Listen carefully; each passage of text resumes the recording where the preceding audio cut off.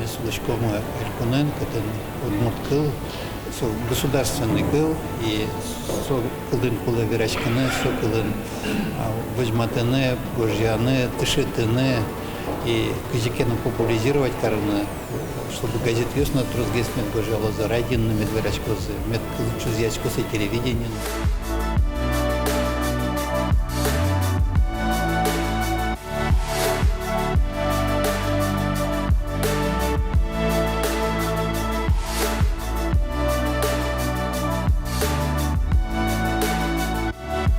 Да, премиялыннымыз, эрибатлылыннымыз, мисуин темалаш tudmowal, егидыршенымыз, студент вакытышен, соимек мынам вань сулен вань книгаусыз, но автограф ёсун шум шотемун.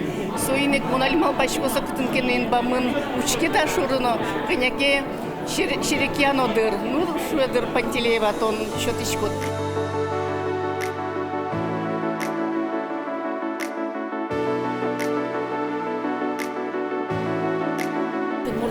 Кылмы туннену наложовать соулеп гиневел, сое лыбдо, соин гожьяшко, сое кылзо, сое аджемзы поте экран ёспыр ожиен, пашкыт шурес медлос, да праздник ленно, ашме удмурт литература ленно, журналистика ленно.